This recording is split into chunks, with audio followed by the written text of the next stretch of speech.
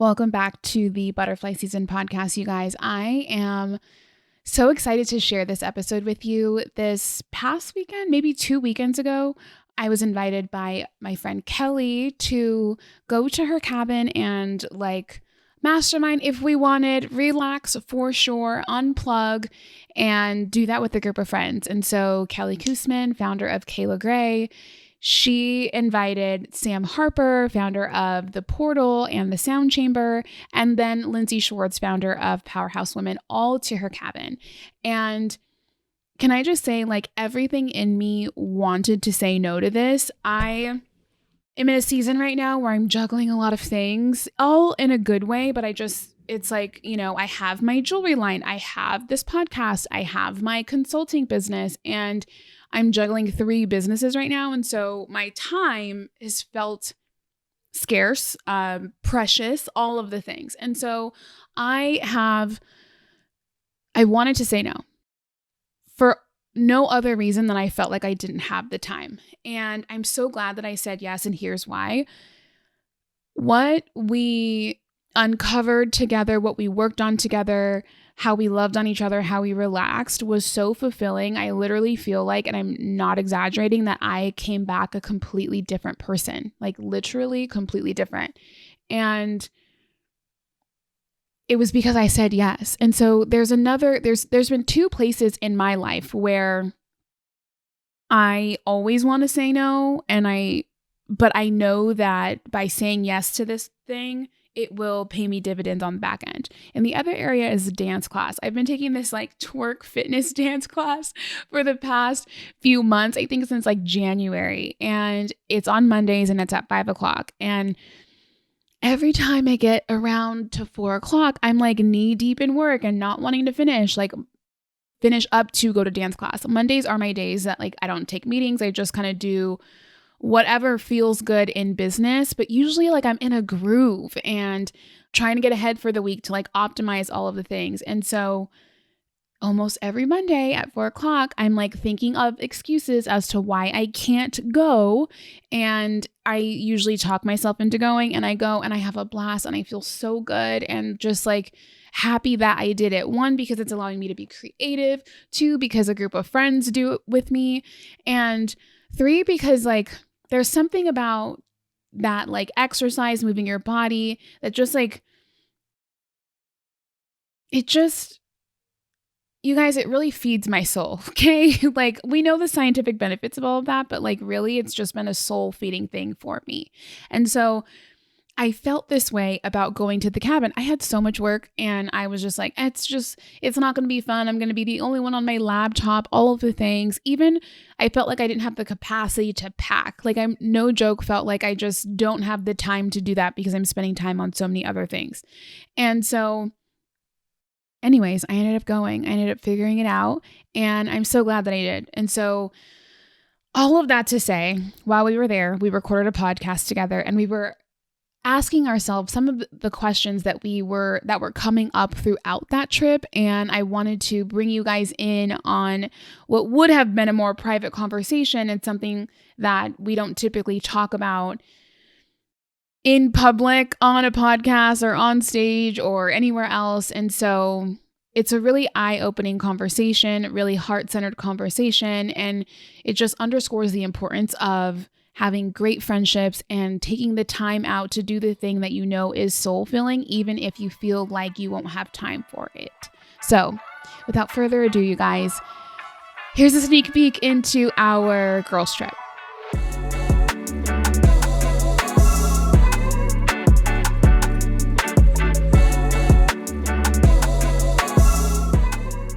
We are live. Live. Mm-hmm. Action-packed. Let's go. Okay, so I feel like so many people will DM when we're together, whenever we're with friends. You guys probably hear this too, and it's oh my gosh, how do you find these friends? Or just to be a fly on the wall. And whenever I see epic people together, I'm what are they talking about? And we're here. The wine is flowing, and we thought we'd record a podcast for you guys. Let's go. Let's do that. So this is literally behind the scenes of the kind of conversations we've been having all week. the 2 days we've been together. Mm-hmm. And we're giving you a little glimpse of this. Yeah, a little glimpse. And we'll give you a lay of the land. We'll ask questions individually, and all four of us will answer the following question. So I will go first. Has there ever been something that's come up in business that's made you realize, I actually have a lot of deep work to do, and it might not actually be about business right now? Oh, yes. I have had some deep work to do around money mindset for me.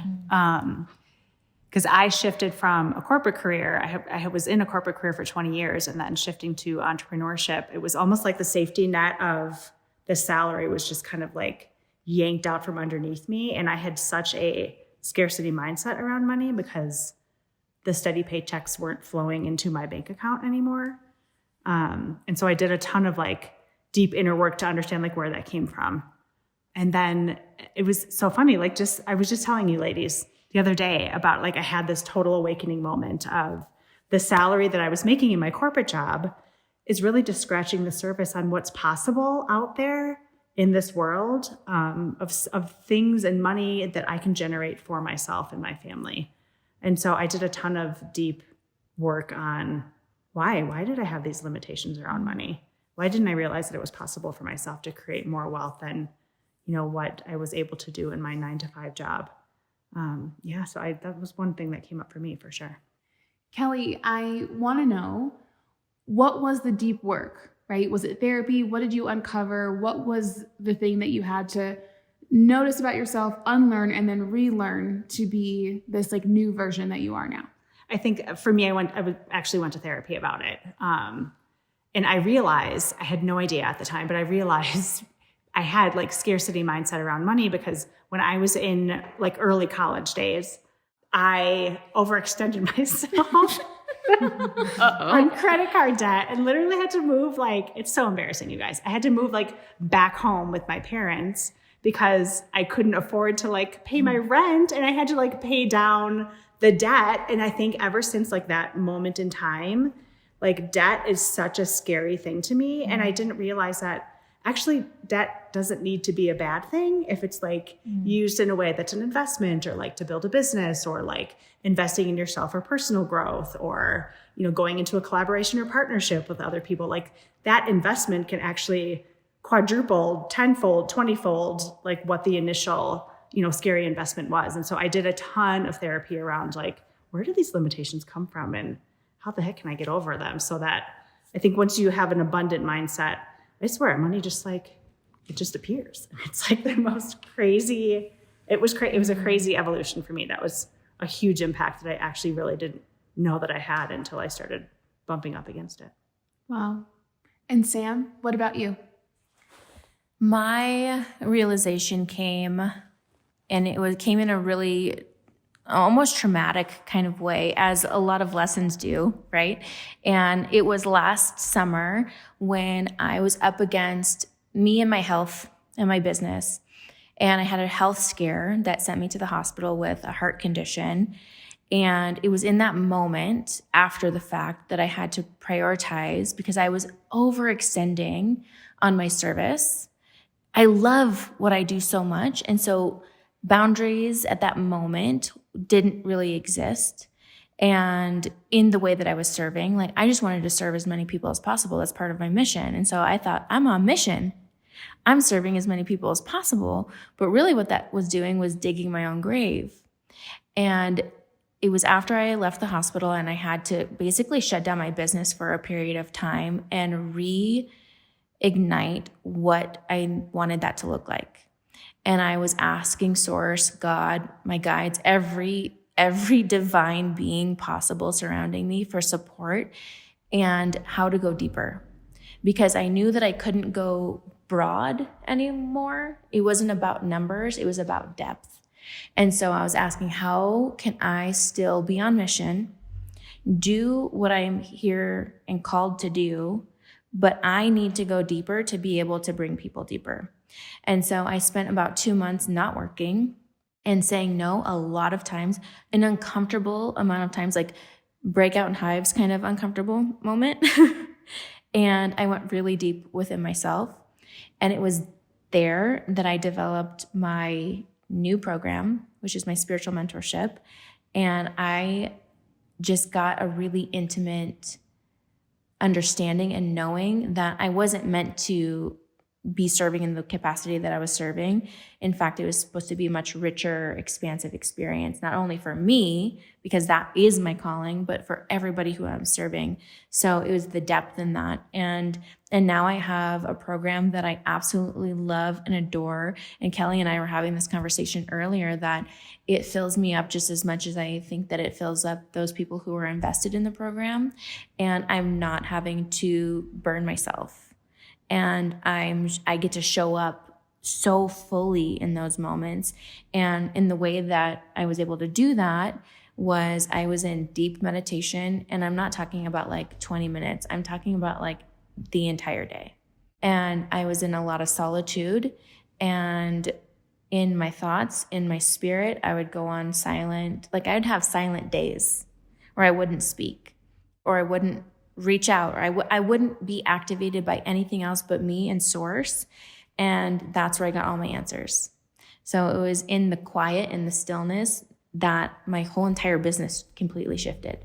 Wow. And And Lindsey, what about you? Well, I feel like any time I feel really triggered, I've learned to first look at like, what is this trying to show me? Because if it's like some of my biggest ones have been like things that people have said. Yeah. But the reason it triggers me in that moment is because that's actually picking at like a fear that I have about myself. Like if someone would say something that I don't have any belief in, it would just kind of roll right off. Mm. But if they say something that there's like this shred of like, oh, I actually feel insecure about that, then it really bothers me. And there's been so many examples and every time it's like shown me where there's like another layer of work to do. But even just, like really understanding how much I was putting my confidence in what other people thought about me. Mm-hmm. And I was never going to feel confident. Like there's no amount of validation that could make me feel the way that I wanted to until I was willing to look at like, well, where are the missing pieces within myself? And that's a constant journey. I feel like I'm always being finding new triggers. So I'm always like, oh, there's the next one to work on. But like how much freedom that is to realize that every single time I do feel triggered like that, it's just showing me like where my next piece of growth can come from. And it's given me, I think, a lot more grace for myself in the process. Because I used to think it was a problem that I was getting triggered. Like I was like, oh my gosh, I'm not confident. I'm never going to be successful because even just this little comment is bothering me. But to look at that as like, okay, cool. If I'm willing to sit in this, if I'm willing to sit in like why this bothers me so much and get to the other side of it, you do really become like more bulletproof. Mm. It still hurts when things get said. It still hurts when things that aren't true about you get said. We all have that happen. We really do. And yet at the end of the day, when I can lay my head on the pillow and I can say, I know who I am. I really know my heart. I know my character. And then I can bring compassion to the person that maybe I'm triggering, and that's why they're saying certain things or whatever that is. But I think that's been my biggest one is when I feel triggered by someone disliking me or someone, they may not even be criticizing me. They're just saying something that I take in the wrong way. Mm-hmm. Those have always been like my biggest teachers. That's so good. Yeah, to this day. What about you, Aisha? I had one that was pretty recent. I've been doing a lot of really deep therapy work over the past, maybe like 7 months. That's been like with plant medicine, with a therapist, very intentional. And she and I, the type of, business relationship that I have with this therapist, there's like texting communication. And so when something comes up in real time, I'm like, Julia, girl. SOS. SOS. And, recently, I went to coffee just happenstancely with a friend, and they were asking for some help. And in the midst of this help was me stumbling upon information that was about me from another third party. Like it was just like so convoluted. And I was like, wow, I didn't think that I was going to stumble upon this information. And it was somebody who I really trusted with a lot of like my business. And it wasn't great information on how they thought about me or felt about me. Mm-hmm. And I felt blindsided by it because I felt like our relationship was not that way. And I think my response in a previous version of life might have been, I'm going to cut them off. I'm quick to cut off. And that's not like the best course of action. Another response was, for me, which was the strongest response, was, I still want to be in this person's ethos to prove them wrong, which stems from some deep work that I've been doing around performatism and performing for the validation of others or so that others can see me great, but really not performing for myself, which leads to such an empty feeling, like I'm actually giving control to other people on the perception of myself, which you lose all power, all control of anything that you have when you're just like, it depends on what you think of me, that'll determine what I think of me. And that's what I was leaning towards. And I can feel like, how is it that someone could say something so terrible about me and me still want their adoration, affirmations from them? I want them to see me how I want them to see me. And it felt like a toxic loop. And so I'm like, I need to work on this. I need to figure out why would I rather be around somebody that feels a way about me as opposed to having a conversation or setting a boundary or something that's more healthy. My second gut response was, okay, I can be passive aggressive and block online, send a message. And really that's a one-way street. And I was like, that's not good either, right? That's it for me. And what I've been dealing with is like another trait of codependency is just like being passive aggressive, scorekeeping and, rubbing it in someone's face. And so that deep work around feeling hurt by somebody and realizing it's not even actually whatever they have going on about them that's made them say that about me is like on them. That's not the issue. My response was what I had to deal with. My response is what I had to do deep work on. And I realized that once I started to explore that more deeply, I started to release my anger and resentment towards them. Because really I was like, this is also, to your word, Sam, also medicine. It's medicine both ways. Yeah. And that person will see it when they see it. But for me right now, this is medicine because my response to this has shown a blind spot in me that I'm working through. Yeah. Amen. So good. Yeah. Seriously. Dang. I think kind of bring it all together. What I heard as a theme for all of us is this pause in reactivity and being able to sit and pause and be responsive in a new way. So it's breaking the chain, breaking the response pattern that is neurologically ingrained in us and doing the work to create new patterns.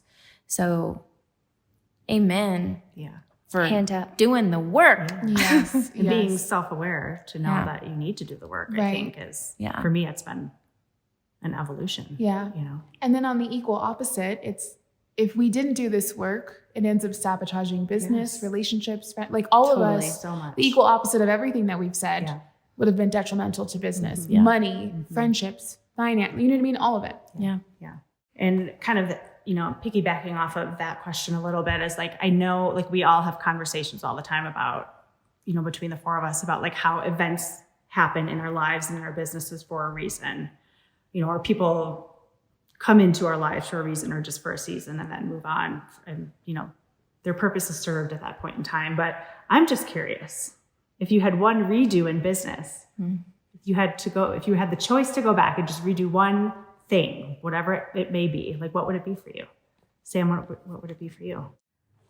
This one is an interesting one because I think a lot of the decisions and choices that I've made throughout my business journey and the evolution of my business, you've said a lot fail fast. And so there's no regrets. However, I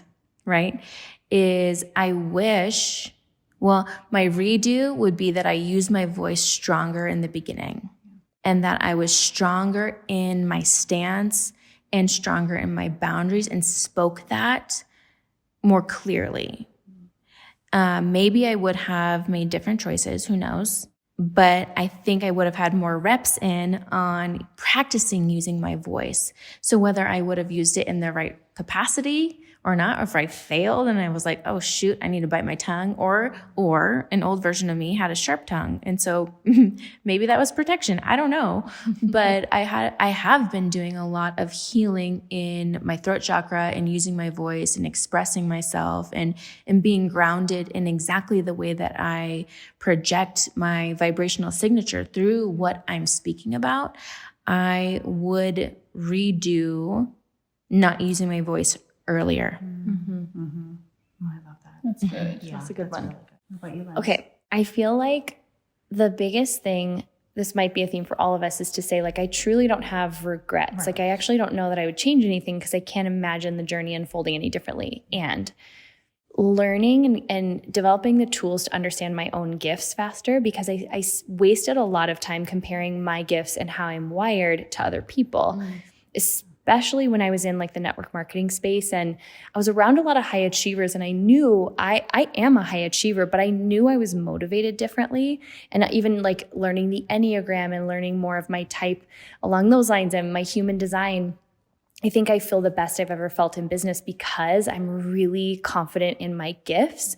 And then I can be with powerful women like you and celebrate your gifts because I know they don't need to be mine and I don't need to have the exact same gifts. So I realized looking back how much I wasted a lot of time, a lot of energy. I wasted a lot of energy with like a lot of self-doubt and insecurity specifically around my gifts and how I would compare them to other people and just wonder, gosh, do I have what it takes? Because I see something in these other people that I look up to that I don't feel is the exact same way that I'm wired.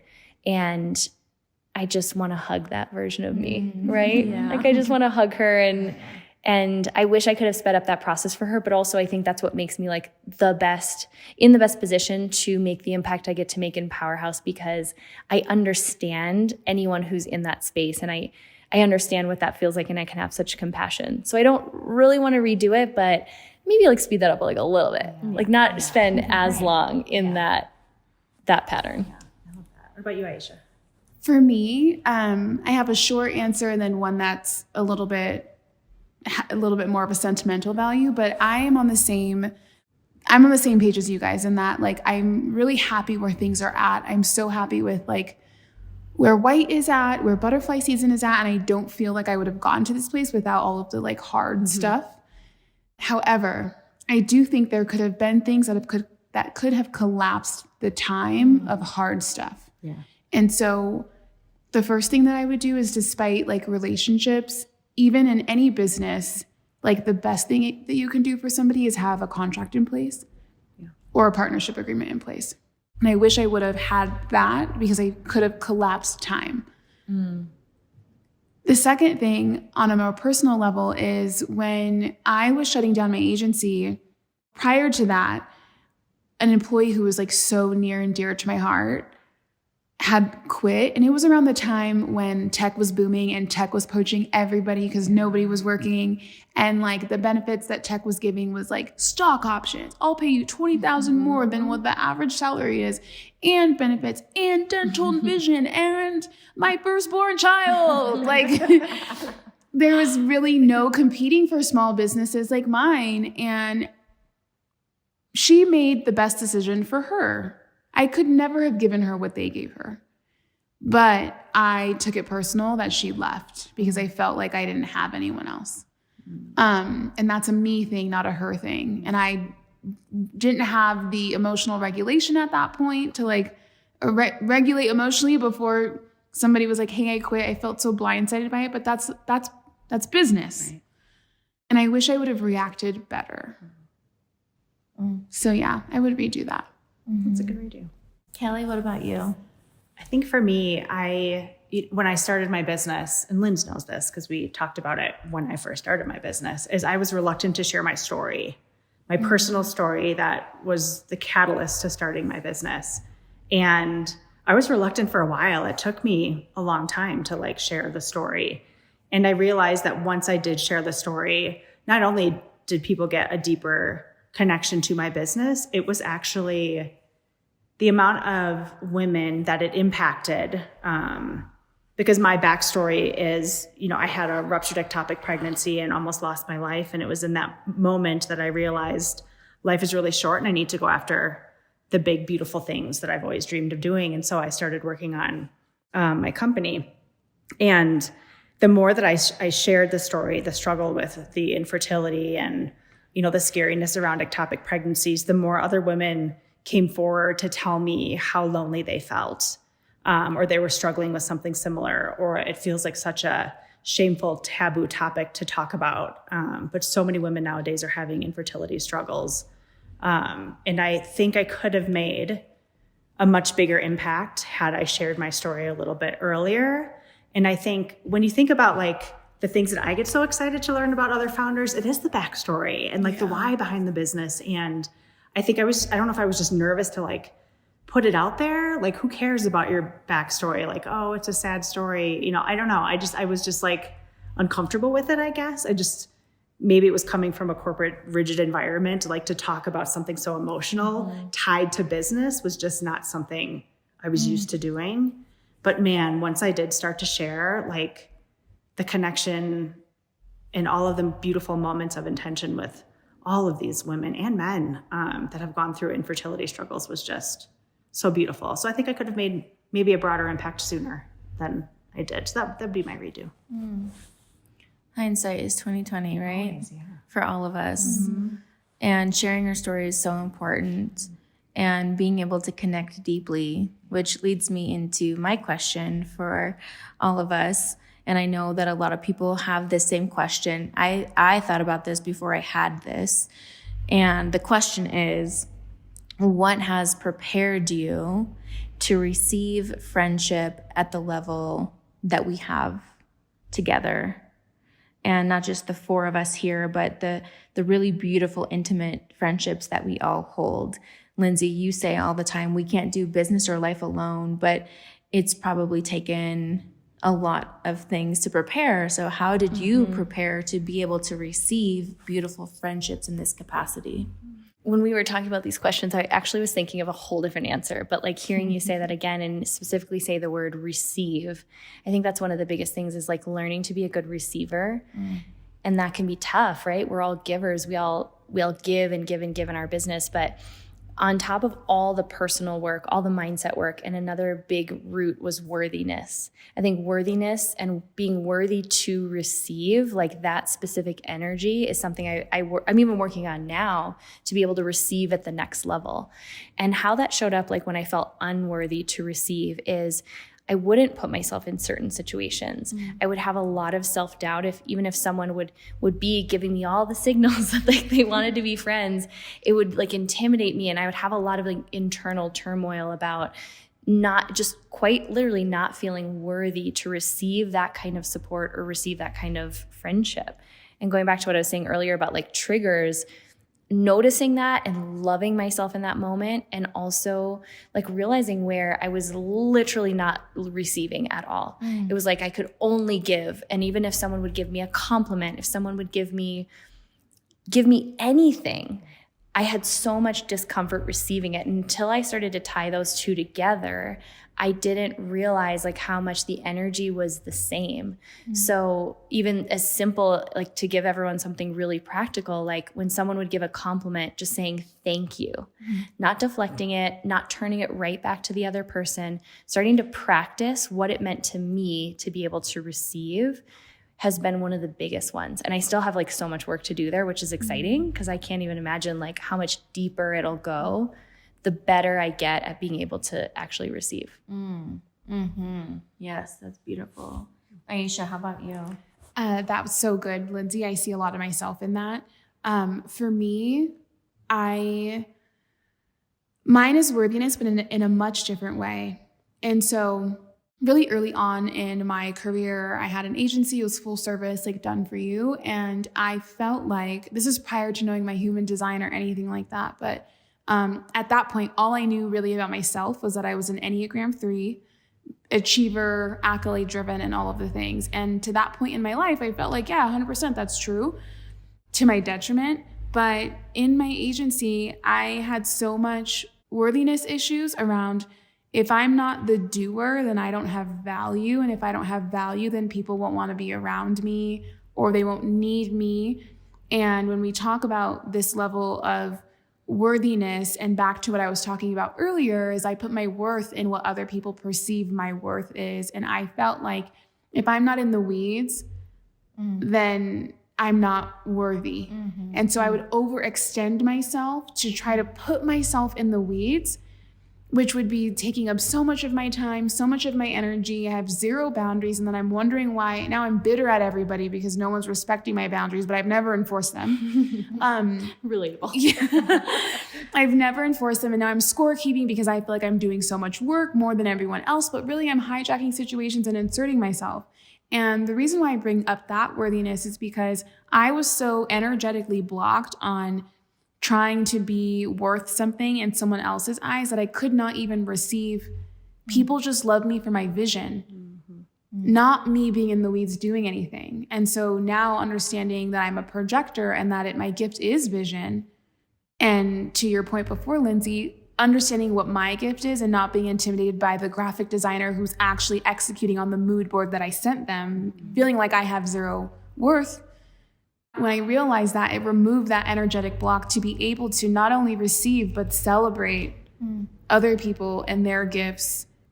And then when they celebrate me, I can receive that. And I'm not like, well, I was only the mood board creator. I was only the vision creator. I actually didn't create this, but you did. Yeah. So my worthiness was a huge energetic block for me on receiving and also even giving compliments to other people. I had so much resentment for people in the space, my competitors. I put myself in the weeds so much that I was so resentful of my competitors or other people in my industry having fun on the weekends. And I had myself thinking, I just work way too hard. And like, I'm like really about my business and these people aren't that serious. But really, I was just so envious of my perceived boundaries that they've created, right? Or whatever it is. And so now that I'm like, I am not a doer. And when people try to get me to do, I'm like, I can delegate that to somebody and I have no problem with it. And I know my value is vision. And if you can't see, I think one other thing that's kind of scarred me a little bit is that, and when you're early on in business, everyone's scrappy, right? And think about it as a line item, creative director versus the actual photographer. If you're going to cut anyone out, and you don't know the value that the creative director provides, you're going to only hire the photographer because the photographer is the one that gives you the deliverable. Right. And so that scarred me because I felt like people kept cutting me out of the deal to save a buck. And that made me feel like I was unworthy. And then I would have resentment for the photographer, resentment for the client, resentment for whatever, right? And so now knowing like, if you can't see that that's my gift, that's totally fine. But when you see someone else's shit popping off and you're like, oh, Aisha's vision was a part of that, like it'll all make sense, right? And so being able to like deal with my self-worth issues as it relates to my business really showed me that I have a beautiful gift that not a lot of people have. And if I embrace that, it'll allow me to stay in my own lane, receive, and also give to other people. Yeah. Wow. Lots of work in that. Yeah. Kelly, what have you had to do to prepare to receive friendship at this level? There's so many layers to this answer. So I'm gonna Pandora's box. try to keep it brief. I would say for me, I didn't know this level of friendship and the depth within these friendships actually existed. I've never experienced it before. Not to say, previous friendships weren't beautiful. I didn't know that this level of support existed. And I think it was partially my fault. The more that I dive deeper with you ladies and other friends, I realized that relationships, I'm used to being the person that people come to with problems, and I'm a fixer. I have an operational brain. It's just like, you give me a problem, I will figure it out, and we'll figure it out together, and we will solve it. I very rarely get vulnerable with people, like very, very rarely. It also probably ties back to me telling my brand story, And so I know now, you can't go deep with someone if you're not willing to be vulnerable with the way you're feeling or what you're needing, or asking your friends what you need, or, telling them your deepest hurts, or that people hurt you, or, the things that you're scared about. And so I have learned that the more vulnerable I can be in deep friendships and trust that those things will be held sacred. And if not, it's life. It is what it is, but that it's not like, it's worth it. It's so worth it. It's so worth being deep and vulnerable and sharing. And like it makes me teary-eyed just thinking about it. Like the connections that can be made when you are vulnerable is, something I have never experienced until now. So thanks, ladies, for that. Beautiful. What would you say, Sam? For me, there was a lot of preparation. I have mommy issues. I don't have daddy issues. I have mommy issues, which is really difficult making friendships with women. So I had to do a lot of healing in that realm. But even beyond that is trusting myself. Yeah. If I couldn't trust myself, there was no way I was going to trust anybody else. So I'll keep you at like a 6-foot distance. And you would think that you're friends with me because Enneagram 8. For real. Enneagram 8 to a T. Your Enneagram 8 is showing. I'm married to one. Totally. And so people would think that they were friends with me, and they were, and we were friends, and it is what it is. But I didn't let people close enough to me because I didn't even trust myself. And so I had to learn how to trust myself to the deepest core of who I am. And at that point is when I attracted other women who also trust themselves, or who are on that journey at least of like uncovering and releasing some of the codependent behaviors, releasing some of the blocks of vulnerability, releasing these ideas of having to perform and be competitive with one another. And it's like, if you know who you are, then you're going to be able to attract other people who know who they are. And that's when you actually get to know somebody. And so it was about trusting myself. And also, like, second part to this is I had to release historic friendships. And that was really hard. I had friends who I had known from like middle school who I kept them around because I thought I was supposed to. And at one point in my life, I considered them family, and we were very close. But had I met that person today, would I be friends with them? No, I wouldn't. And so at a certain point, like, you have to release, and it's good for all parties. It's good for them to be able to release and go find new people who fit into their life. And it's good for me to not hold on to people who don't fit into my life anymore. And there's grief involved in that. And there's surrender involved in that. And there's trust of like, if I don't have these people in my life who I considered friends at one point, do I still have meaningful, deep connections with people? And that was like a really hard question for me to sit with for a really long time. And I absolutely went through like a dark night of the soul where I didn't have anybody. I didn't have friends that I was texting. My phone was fucking blank. No missed calls? What? I'm like, is my phone broken? No texts, no calls. Like, what's happening? And that's okay. And if you find yourself in that moment, like, know that there is light at the end of the tunnel and your people are waiting for you to arrive. And so it took a lot for me to prepare to receive all of you. And I'm so happy and so grateful that each of you and some other friends are near and dear to my heart, because I know the work that it all took for all of us to be able to receive each other. And that is so big. Yeah. So true. There's like often a clearing before newness can arrive, new business, new friendships, new abundance, anything. Yes. I literally prayed for you guys. I did too. I had 0 friends too that I was happy with. And I literally was like, please, God, can you give me some friends that I feel like align with me? And literally, Lindsey showed up at my office door. Careful what you wish for. Yes. Prayers do get answered, and people are like, what is he going to do? Show up at my front door? I'm like, hi, yes, I saw one photo of you, and I decided we're going to be friends. Cool? Cool. Yes. And it's true. I think that's a good part too, is like the faith component, is realizing that friendships like this do exist. You can have them, and it's going to take some work on your part too, just like anything. Okay, so one of the themes we've been talking about, so we're at this little mountain getaway. We're having the best time, and we've been like really taking the time to acknowledge and celebrate each other, which is so important, because I think we've all acknowledged that's not something that we do naturally for ourselves, is especially in like the smaller moments along the journey. So I want to know, what have you been able to like show up and celebrate in an area where normally you wouldn't have done that for yourself in the past? And maybe this is a new thing, like for all of us that we're kind of exercising, but what's something that you like are realizing right now it was a growth moment for you because you did actually show up for yourself. You celebrated it. You allowed that acknowledgement in, even if you're still in the journey of it. Do you have anything, Aisha, that comes to mind? Yes, I am coming from not hindsight eyes right now. Like I'm in the thick of it. One of the celebrations was Whxte's 1-year anniversary. Yeah. And because I'm so forward thinking and like, what are the next steps of what I want to do? What's my next goal? What's the next thing? I end up subconsciously beating myself up because I haven't actually acknowledged all that has took to get to this point and the small wins that have got me to this point. Like a year in business is a big deal. A lot of people quit. Yeah. 2 years in business, big deal. A lot of people quit, right? Like we were talking about this earlier, I think on yesterday, like the biggest thing for people who are not successful is the inconsistency. Like you just didn't stick with it long enough to like see it through. And Whxte was 1 year on 2/2/2, and I wasn't going to celebrate. I had a pop-up plan just happenstancely around that time that I'd pushed back from January. God bless it, it fell like 2 days after the year anniversary, but that wasn't planned.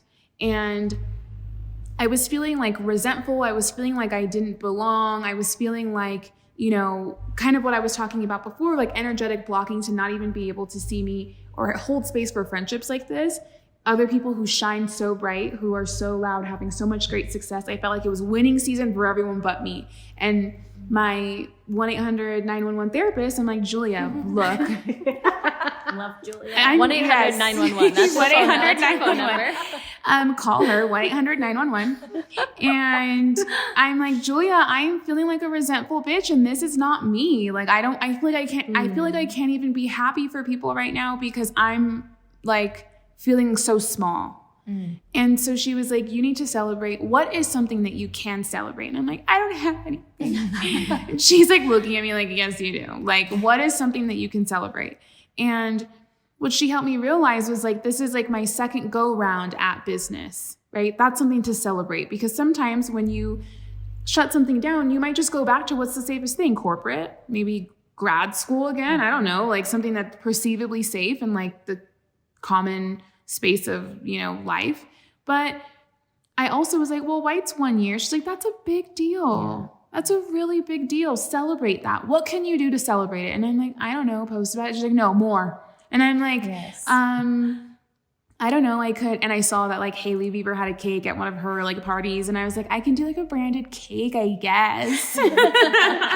She's like, there we go. Like literally that was my like therapy homework. She's like, send me a photo when you get it. And I'm like, done, enough said. Like I can, you know, and then it starts to be fun and you celebrate like, wow, this is 1 year. It is something to celebrate. And Lindsey and I were just talking about this today. She was like, I wish I had more vintage Powerhouse stuff to show people. Yeah, like footage. Like documenting the early, like the messy. Yes. You're going to want that later. Yes. Trust us. She said, I wish I had more vintage Powerhouse. And I'm like, you know what? You're right. Like stuff that you can, videos, photos, all of that.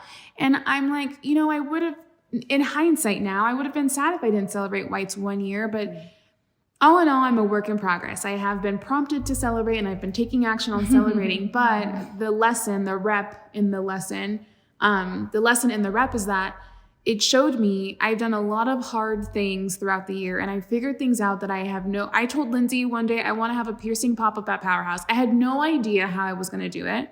I didn't even know a piercer. I didn't even have earrings. You guys, when I didn't have any like idea, I had zero things. I just said, but right? You had vision. I had vision. That point before. Too. I had vision and I executed on it, and that's something to be celebrated. So that is, it's a work in progress for me, but what my reps are showing me is that it will pay me dividends on the back end. Okay, Kelly, what have you celebrated yourself for? You've got some things coming up that are active celebrations. I would say like there's great things coming up, but I would say the catalyst to those great things and opportunities was actually something that I quietly celebrate with myself, and it's releasing control and trusting my gut. And clearly control, if you haven't heard through the last 40 minutes together, is something I work through very much every day. But like literally releasing control over like revenue goals and like having every single strategy planned out and, you know, down to like literally the dollar within the week, within, like my whole Asana boards are planned out, and that it's just the way that I'm so used to operating. And for the last, I'd say 9 months now, I just I didn't let it all go, because I mean, I am who I am, but like I released so much of it to allow space for really beautiful things to come in. And there are beautiful things that are coming in. I've got kick-ass collaborations this year. We're opening a store, which like literally just manifested itself. And so that's a huge celebration at the very beginning of April. And so I think for me, I'm celebrating the fact that I wouldn't have had the space for all of these beautiful opportunities to come in had I been so like narrow-minded and focused on the specific goals that I had on paper that are so much smaller than the actual things that are now coming in, because I allowed myself to release and, like they say, let go and let God, and just see what things are meant to be coming in their place. So good. I love that. Like leaving room for the miracles. Yes, exactly. Yes. So good. Okay, Sam, what are you celebrating, or what have you celebrated yourself for that maybe in another season you wouldn't have? Yeah, it took my 9-year-old son to call me out in order for me to actually see it for what it truly is. He is my best teacher. I will say this to the end of time. We were driving in the car one day, and now I remember, we were talking about this earlier, and I remember what it was for. I had my largest community event. It was this past October. It was a rooftop event. I had over 125 people come to it. It was sold out. It was amazing. And I wasn't going to celebrate. And I was listening to one of your podcasts, Lindsey, about celebrating. And Quinn was listening in the car, and we finished the podcast, and he looked at me and he was like, well, why aren't we celebrating? Like, you just did something really amazing. You, for one, just sold out every single event for an entire year. Big deal. Huge. And I was just going to overlook it. Yeah. I was just going to be like, oh, no big deal. Because I'm not there yet. Moving on to the next thing, right? And I sold out my biggest event. And I was like, you know what? Oh my gosh, my son is watching me and he's seeing this. I better celebrate, and I better celebrate quick. So that night, and it's small, but it was big for us. We went and got ice cream, and I'm lactose intolerant. So like, that was a big deal. Big deal. You know, I was like, no pain, no gain. Like, I'm going to celebrate no matter what. We went and got ice cream, and we had sparklers, and it was just him and I. And we took a little video, and we danced in the front porch, and we celebrated this win. And that got, for one, like, brought me to tears. And also, I realized in that moment I was breaking generational chains of not celebrating the hard work and the impact that I was making. And now he has the permission to celebrate all the things that he is doing. Yeah. So I was celebrating for me, but I was celebrating for him. Yeah. And now I celebrate all of the things. I was going to cut some corners on this grand opening for my space that's coming up. And I was like, absolutely not. Absolutely not. We're going to do all the things. We're going to do the ribbon cutting. We're going to have the photographer. We're going to have a balloon installation. Like, we're going all in. And so this is your permission slip, whoever is listening to this. Celebrate for you, but celebrate for those who are watching you because they need to see that it is worth celebrating. Yeah. That's so good. I feel like something that I've always been good at celebrating with the community, making a big deal out of 100 podcast episodes or like those little things. But the one that came to mind, this is so random, and it just literally landed as you were all talking, is I want to be better at doing this one memory that I have, celebrating myself when I do something really hard. So what came to mind was I was literally celebrating a failure, which was I had made a hire way back in like 2021 that wasn't the right fit. Great person, not the right fit. And I had to fire my first person. I might have even called you, Aisha. I remember. And I remember I like went and bought myself cookies. I went to Crumble Cookies, and I like took myself on a little date, and I literally was like, I had this moment where I was like, I'm so proud of you, Linz. I'm proud of you for doing the hard thing quickly that needed to be done. It was best for you. It was best for her. And it wasn't easy. And I did it with compassion. And could I have done it better? Probably. But I remember just like taking a moment. It's the first time that it was part to console myself, right? And like just have some carbs and sugar. Food. But I actually made it like for me what it was. And I love how you kind of shared this with Quinn. It's like for me, that was a moment of celebration, of just knowing like these are things that all great leaders do, is they go through moments where like they make a hire or they make a decision and it doesn't work out. If I can celebrate myself in those moments, like how much more will I be freed up to celebrate myself in the good moments? Yes. So if you ever need someone to celebrate like the stupid, small, fun moments, I am your girl. But I also, like, for myself, I want to remember to celebrate also the times when like I fail and I remind myself like that's getting me closer to my goal, or I do the really hard thing or have a really hard conversation, and you know, win or lose. I'm even thinking of like what Elliot's working on right now. Like I want to make him start to celebrate when he's having investor calls that don't go the way he wants, because he did the next step that's getting him closer to the yeses. So I feel like I needed that reminder for myself today too. 100%. That was so good. Well, this was fun. Let's do this again. So Deal? much fun. Done. Deal.